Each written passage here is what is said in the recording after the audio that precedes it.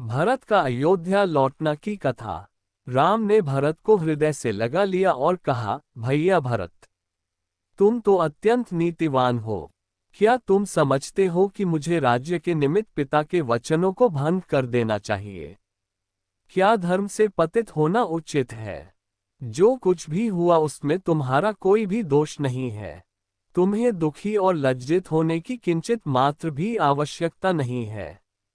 माता कैकेयी की निंदा करना भी उचित नहीं है, क्योंकि उन्होंने पिताजी की अनुमति से ही वर मांगे थे।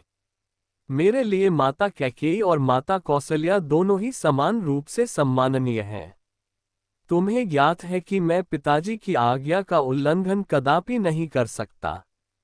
पिताजी ने स्वयं ही तुम्हें राज्य प्रदान किया है, अतः उसे ग्रहण करना तुम्हारा कर्तव्य है। पिताजी के परलोक सिधार जाने का मुझे अत्यंत दुख है। मुझ अभागे को उन्होंने अपनी सेवा, अंतिम दर्शन और दाह संस्कार के अवसर से वंचित कर दिया। कहते कहते राम के नेत्रों से अश्रुधारा बह चली। फिर उन्होंने सीता से जाकर कहा, प्रिय पूज्य पिताजी स्वर्गलोक सिधार गए। तत्पश्चात लक्ष्मण को संबोधित करते हुए बोले, भैया, अभी अभी मुझे ये समाचार भरत से प्राप्त हुआ है कि हम पितृविहीन हो गए हैं। इस सूचना को सुनते ही सीता और लक्ष्मण बिलख बिलख कर रो पड़े। इसके पश्चात राम ने प्रयासपूर्वक धैर्य धारण किया और सीता तथा लक्ष्मण के साथ मंदाकिनी के तट पर जाकर पिता को जलांजलि दी। वकल चीर धारण किया, हंगुदी के गूदे का पिंड बनाया और उस पिंड को कुशा पर रखकर उनका तर्पण किया। पिंडदान तथा स्नान आदि से निवृत्त होने के पश्चात वे अपनी कुटिया में लौटे और भाइयों को भुजाओं में भरकर रोने लगे।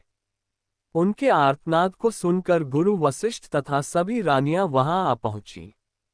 विलाप करने में वे रानियां भी सम्मिलित हो गईं। फिर प्रयासपूर्वक धैर्य धारण करके राम, लक्ष्मण और सीता ने सब रानियों एवं गुरु वशिष्ठ के चरणों की वंदना की। कुछ काल पश्चात सभी लोग रामचंद्र को घेर कर बैठ गए और महाराज दशरथ के विषय में चर्चा करने लगे। इस प्रकार वह रात्रि व्यतीत हो गई। प्रातःकाल संध्या उपासना आदि से निवृत्त होकर राजगुरु तथा मंत्रीगण को साथ लेकर भरत राम के पास आए और बोले, हे रघुकुल शिरोमणि, प्रतिज्ञाबद्ध होने के कारण पिताजी ने अयोध्या का राज्य मुझे प्रदान किया था। उस राज्य को अब मैं आपको समर्पित करता हूँ। कृपा करके आप इसे स्वीकार करें। राम ने कहा, भरत, मैं जानता हूं कि पिता की मृत्यु और मेरे वनवास से तुम अत्यंत दुखी हो, किंतु विधि के विधान को भला कौन टाल सकता है। किसी को भी इसके लिए दोष देने की आवश्यकता भी नहीं है। संयोग के साथ वियोग का और जन्म के साथ मृत्यु का संबंध तो सदा से ही चला आया है। हमारे पिता सहस्त्रों यज्ञ, दान, तप आदि करने के पश्चात ही स्वर्ग सिधारे हैं, इसलिए उनके लिए शोक करना व्यर्थ है। तुम्हें पिताजी की आज्ञा मानकर अयोध्या का राज्य करना चाहिए और मुझे भी उनकी आज्ञा का पालन करते हुए वन में निवास करना चाहिए।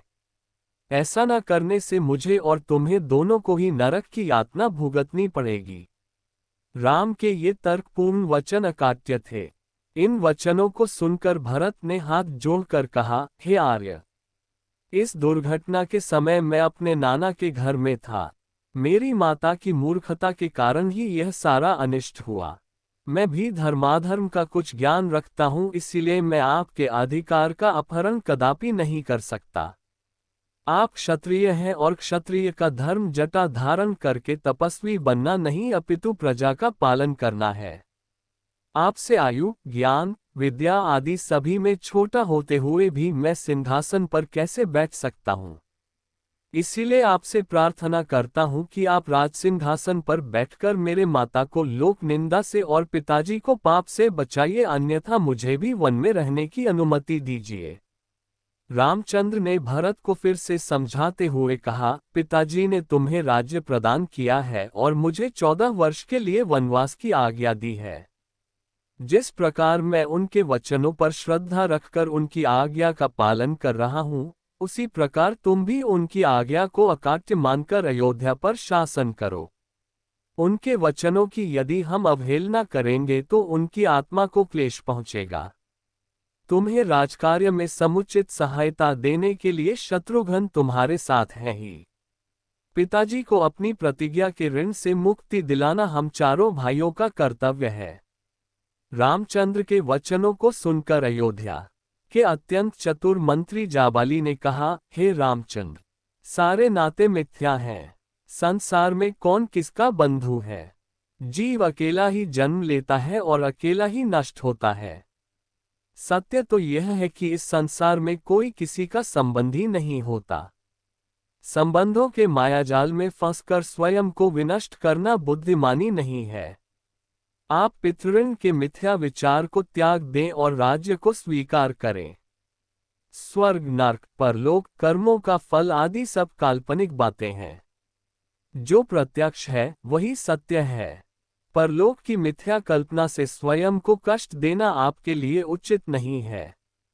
जाबाली के इस प्रकार कहने पर राम बोले, मंत्रवर, आपके ये नास्तिक विचार मेरे हित के लिए उचित नहीं है, वरन ये मेरे लिए अहितकारी है।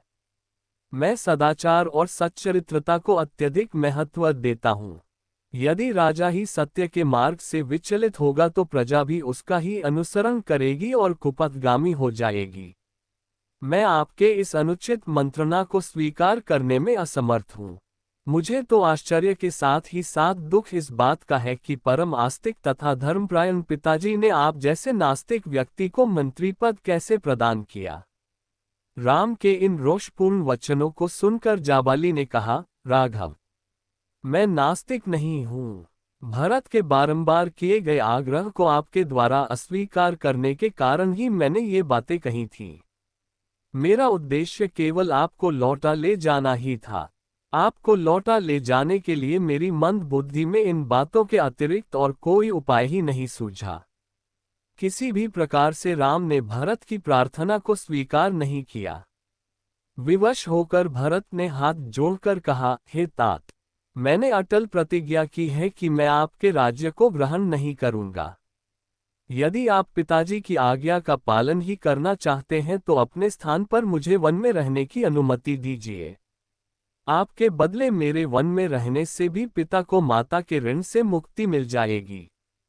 इन स्नेहपूर्ण वचनों को सुनकर राम मंत्रियों और पुरवासियों की ओर देखकर बोले, जो कुछ भी हो चुका है उसे न तो मैं बदल सकता हूं और न ही भारत।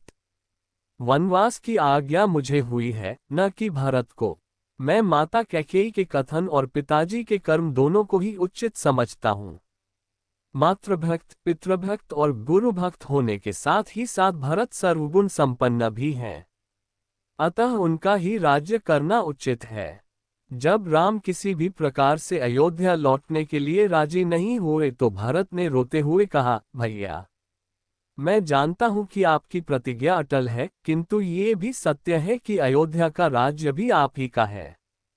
अतः आप अपनी चरण पादुकाएं मुझे प्रदान करें। मैं इन्हें अयोध्या के राजसिंहासन पर प्रतिष्ठित करूंगा और स्वयं वकल धारण करके ब्रह्मचर्य व्रत का पालन करते हुए नगर के बाहर रहकर आपके सेवक के रूप में राजकाज चलाऊंगा। 14 वर्ष पूर्ण होते ही यदि आप अयोध्या नहीं पहुंचे तो मैं स्वयं को अग्नि में भस्म कर दूंगा। यही मेरी प्रतिज्ञा है। रामचंद्र जी ने भरत को हृदय से लगाकर उन्हें अपनी पादुकाएं दे दी। फिर शत्रुघ्न को समझाते हुए बोले, भैया, माता कैकेयी को कभी अपशब्द कहकर उनका अपमान मत करना। इस बात को कभी न भूलना कि वे हम सबकी पूज्य माता हैं। तुम्हें मेरी और सीता की शपथ है। फिर माताओं को धैर्य बंधाकर सम्मानपूर्वक सबको विदा किया। श्री राम की चरण पादुकाओं के साथ भरत और शत्रुघ्न रथ पर सवार हुए। उनके पीछे अन्य अनेक रथों पर माताएं, गुरु, पुरोहित, मंत्रीगण तथा अन्य पुरवासी चले। सबसे पीछे सेना चली। उदास मन लिए हुए सब लोग 3 दिन में अयोध्या पहुंचे। अयोध्या पहुंच जाने पर भरत ने गुरु वशिष्ठ से कहा, गुरुदेव, आपको तो ज्ञात ही है कि अयोध्या के वास्तविक नरेश राम हैं। उनकी अनुपस्थिति में उनकी चरण पादुकाएं सिंहासन की शोभा बढ़ाएंगी। मैं नगर से दूर नंदीग्राम में पर्णकुटी बनाकर निवास करूंगा और वहीं से राजकाज का संचालन करूंगा। फिर वे नंदीग्राम से ही राम के प्रतिनिधि के रूप में राज्य का कार्य संपादन करने लगे। इसी भगवान की वीडियो देखने के लिए सब्सक्राइब करें चैनल को और बेल आइकॉन दबाएं।